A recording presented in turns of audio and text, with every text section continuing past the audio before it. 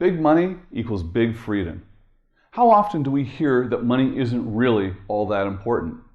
It's a theme throughout literature and art. The wealthy tend to be portrayed as heartless tyrants.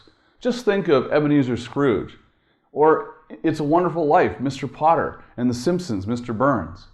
Not much room for nuance with characterizations like this, is there? Yes, it is certainly true that money is a tangible object and has no meaningful value in comparison to relationships and life experiences. But this is a simplistic way of looking at money and what you're able to do with your life through your finances. The true value and power of currency lies in the freedom that it can buy. Freedom is a buzzword that we throw around a lot.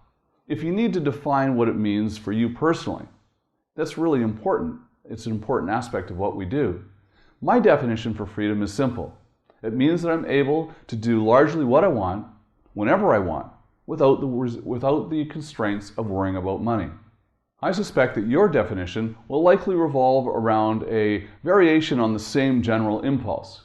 You hear a lot of complaining and whining from people about their work.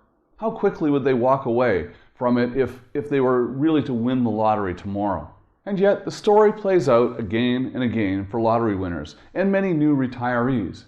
They quickly lose their mojo and sense of purpose when they aren't working. It turns out that most of us crave some feeling that we are contributing to the world around us, helping others really.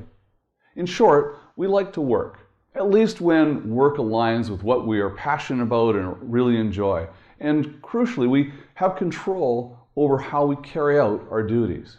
It's one matter to roll out of bed when you want to, living where you want and write when you want to at your own table. It's quite another matter to drag yourself out of bed an hour you don't want to, commute some long distance that you dread, and sweat to meet an arbitrary deadline while working in clothes you don't feel comfortable in. Freedom allows you to dictate the terms of your labor under choosing what clients you want to work with, which ones you simply consume more energy than they are worth. The path to achieving this freedom is paved with that necessary commodity that we've been trained to think of as evil, and that's money. A healthier way to think of money, rather than something arbitrary or evil, is a reflection of the number of people you are helping. You are paid only when you provide a good or service that someone else needs. Wealthier entrepreneurs have gotten to their station in life because they're capable of helping vast numbers of people, and in the process, earn themselves more freedom. Here are some steps that you can take that you can be working toward maximizing the greatest amount of freedom in your day's existence. Chart out your ideal day. What if you were in total control today? What if you decided that the schedule and what you did instead of someone else giving you an agenda? What would you do? Where would you go? Who would you spend your time with? The more that you completely map out this scenario of what your ideal will look like, the closer you will be to making it really a full-blown reality. Working out the details is crucial and critical. It's as a first step to making this happen.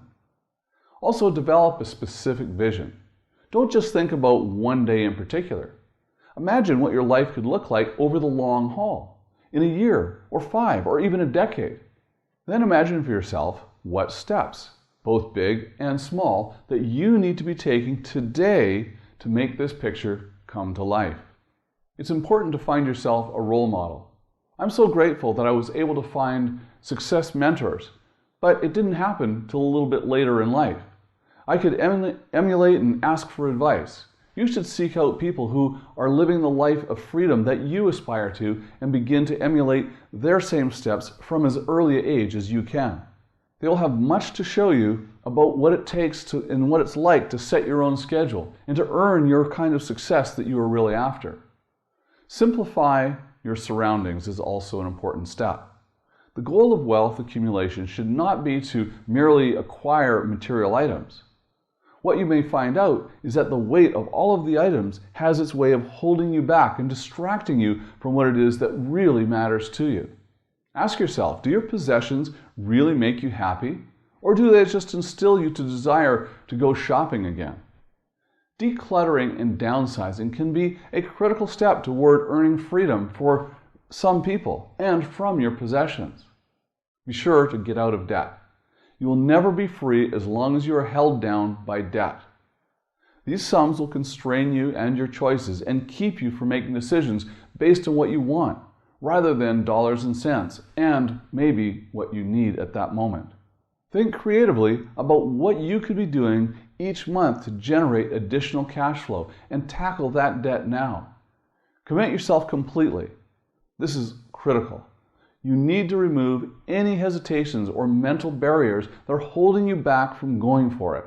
When you take full responsibility for your success and your failures, when your why, the reason why you're going out and doing this, is powerful enough to shake the planet, when you have no excuses and no limitations mindset and you're 100% committed to achieving your dreams, then nothing that is possible will get in your way on your path.